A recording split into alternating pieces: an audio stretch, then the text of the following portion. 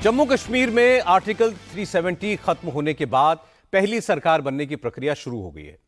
उमर अब्दुल्ला कश्मीर के मुख्यमंत्री होंगे। अब से थोड़ी देर पहले उमर अब्दुल्ला ने लेफ्टिनेंट गवर्नर मनोज सिन्हा से मिलकर सरकार बनाने का दावा पेश कर दिया है। उमर अब्दुल्ला ने कहा कि अब लेफ्टिनेंट गवर्नर केंद्र सरकार के साथ बात करके औपचारिकताएं पूरी करेंगे, उसके बाद ही शपथ ग्रहण की तारीख तय होगी। आज कांग्रेस की तरफ से भी समर्थन की चिट्ठी उमर अब्दुल्ला को सौंप दी गई। अब उमर के पास 90 विधायकों वाली विधानसभा में नेशनल कॉन्फ्रेंस के 42, कांग्रेस के 6, आम आदमी पार्टी के 1 और 4 निर्दलीय विधायकों को मिलाकर कुल 53 एमएलए का सपोर्ट है। आज समर्थन की चिट्ठी सौंपने से पहले कांग्रेस के नेताओं ने कहा कि नेशनल कॉन्फ्रेंस बड़ी पार्टी है, इसलिए उसने अपनी तरफ से मुख्यमंत्री के नाम का फैसला कर लिया। इस पर कांग्रेस को कोई आपत्ति नहीं है। क्योंकि कांग्रेस ने चुनाव नेशनल कॉन्फ्रेंस के साथ अलायंस में लड़ा है, इसलिए कांग्रेस सरकार को सपोर्ट भी करेगी, इसमें भी कोई दो राय नहीं है। लेकिन समर्थन की चिट्ठी सौंपने के बाद कांग्रेस सरकार के प्रोग्राम और एजेंडे पर बात जरूर करेगी। इसके बाद यह सवाल उठा कि क्या कांग्रेस सरकार में हिस्सेदारी मांगेगी? क्या deputy chief minister Jammu region का होगा?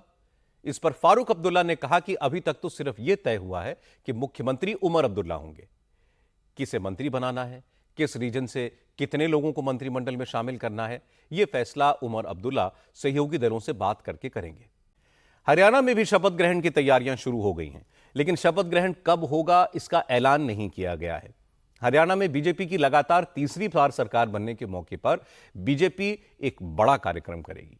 शपथ ग्रहण परेड ग्राउंड में होगा। हरियाणा के हर जिले से कार्यकर्ताओं को बुलाया जाएगा।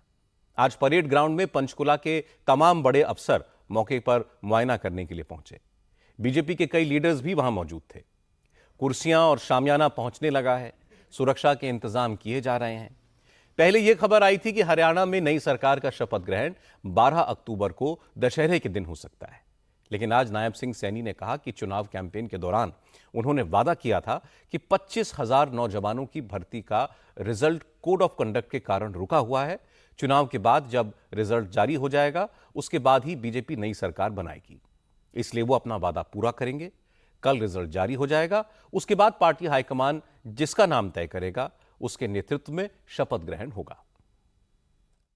कि हमारी सरकार का कमिटमेंट है, आदरणीय मोदी जी के तत्वाधान में जो सरकार पिछले 10 वर्षों से गति से हरियाणा प्रदेश का काम कर रही है, हम बिना पर्ची बिना खर्ची के हरियाणा के युवाओं को नौकरी देने का काम निरंतर हमारी सरकार जारी रखेगी। और भी बहुत सारे ऐसे साधन हैं जिनके ऊपर हम युवाओं को आगे बढ़ाने का निरंतर हमारी डबल इंजन की सरकार काम करती रहेगी। चाहे वो इंडस्ट्रीज को लेकर के बात है, मेक इन इंडिया है, स्टार्टअप इंडिया है, या प्रधानमंत्री मुद्रा बैंक योजना के माध्यम से हम युवाओं को आगे बढ़ाने का काम हमारी सरकार निरंतर वो करती रहेगी, ताकि युवाओं को पैरों पे खड़ा किया जाए और पैरों पे खड़ा करके उनको कहीं ना कहीं वो अपने परिवार को आगे बढ़ा सके।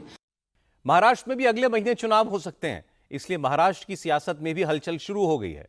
चुनाव से ऐन पहले शिंदे सरकार ने पिछड़े वर्ग और मुसलमानों के लिए बड़ा फैसला किया। एकनाथ शिंदे की सरकार ने 16 प्रस्तावों पर मंजूरी दे दी। कैबिनेट ने नॉन क्रीमी लेयर की सीमा 8 लाख से बढ़ाकर 15 लाख करने का प्रस्ताव पास कर दिया। अब यह प्रपोजल केंद्र सरकार को भेजा जाएगा। पिछड़ी जातियों के लिए 2 दिन के अंदर महाराष्ट्र सरकार का यह दूसरा बड़ा फैसला है। बुधवार को ही पिछड़ा वर्ग आयोग ने 7 जातियों और 12 उपजातियों को ओबीसी कैटेगरी में शामिल करने की सिफारिश की थी। ये जातियां महाराष्ट्र की 20 से 25 सीटों पर प्रभाव रखती हैं, इसलिए अब विपक्ष इस पर सवाल खड़े कर रहा है। आदित्य ठाकरे ने कहा कि महायुति अपने काम के आधार पर जनता के बीच नहीं जा सकती, इसलिए अब जाति और मजहब की सियासत शुरू हुई है। आदित्य ठाकरे ने कहा कि सरकार इस तरह के कई फैसले करेगी, लेकिन उन्हें आखिरी वक्त तक जनता से छुपाकर रखा जाएगा। ठाकरे ने कहा कि अगर शिंदे सरकार को जातियों की इतनी ही चिंता थी तो 2 साल में यह फैसले क्यों नहीं किए। यह सब जनता को गुमराह करने के लिए है, वोट हासिल करने के लिए है। आज लखनऊ में जबरदस्त सियासी हंगामा हुआ। असल में समाजवादी पार्टी के अध्यक्ष अखिलेश यादव लखनऊ में जयप्रकाश नारायण इंटरनेशनल सेंटर जाकर जेपी को श्रद्धांजलि देना चाहते थे, लेकिन प्रशासन ने जेपी इंटरनेशनल सेंटर में कंस्ट्रक्शन का काम होने का हवाला देते हुए इसकी वहां परमिशन देने से इनकार कर दिया। इससे अखिलेश यादव भड़क गए। प्रशासन की चिट्ठी मिलने के बाद अखिलेश यादव आधी रात को ही जेपी सेंटर पहुंच गए। उस वक्त एलडीए की तरफ से जेपी इंटरनेशनल सेंटर को चारों तरफ से टिन शेड लगाकर सील किया जा रहा था। यह देखकर अखिलेश नाराज हो गए। ये क्या लिख रहे हैं? ये देखिए निर्माणाधीन लिख रहे हैं। निर्माणाधीन, अरे बेचारा गरीब आदमी है। जा भाई, जा भाई। थोड़ा पीछे, और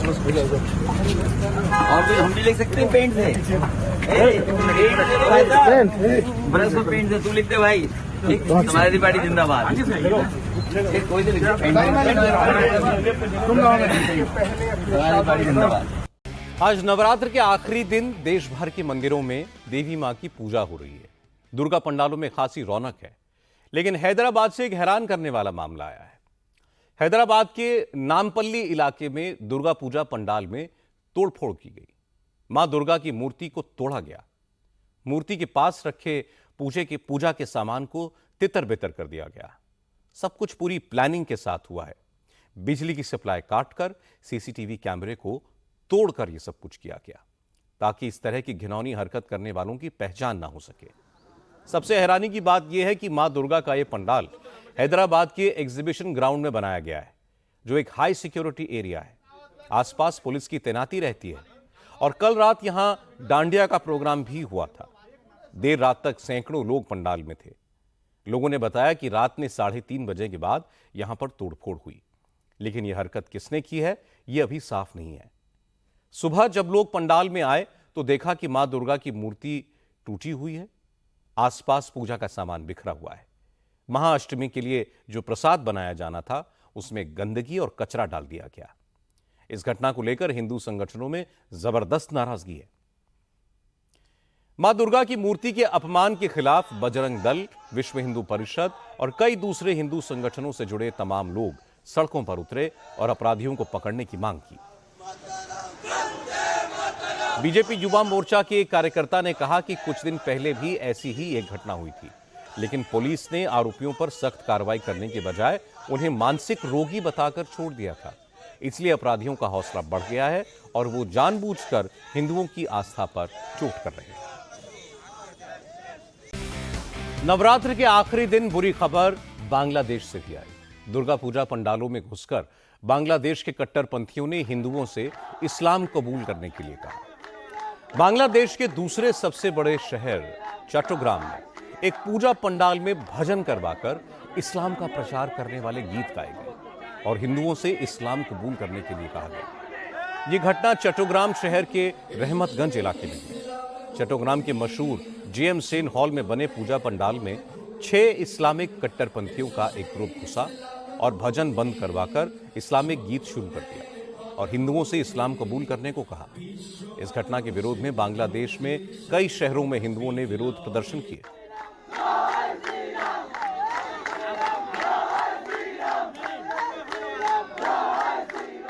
केंद्रीय मंत्री गिरिराज सिंह ने बांग्लादेश में हिंदुओं को टारगेट किए जाने पर चिंता जताई। गिरिराज सिंह ने कहा कि अगर बंटवारे के वक्त ही आबादी की पूरी अदला बदली हो गई होती, सारे हिंदू भारत आ जाते और सारे मुसलमान पाकिस्तान और आज के बांग्लादेश चले जाते तो यह मसला ही नहीं रहता। गिरिराज सिंह ने कहा कि वो हिंदुओं को एकजुट करने के लिए भारत में यात्रा निकालेंगे।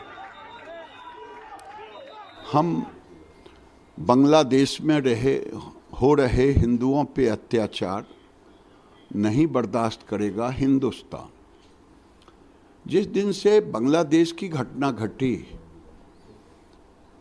उसी दिन से मेरे मन में था कि अब समय आ गया है हिंदुओं को एक होने करने का, हिंदुओं को एक होने का। नहीं तो ये वोट के सौदागर, जैसे पाकिस्तान में 22% हिंदू आज आधा प्रतिशत पर बच गए। हमारी बेटी मंडप पर से उठ गई, हमारे मकान दुकान ध्वस्त हो गए।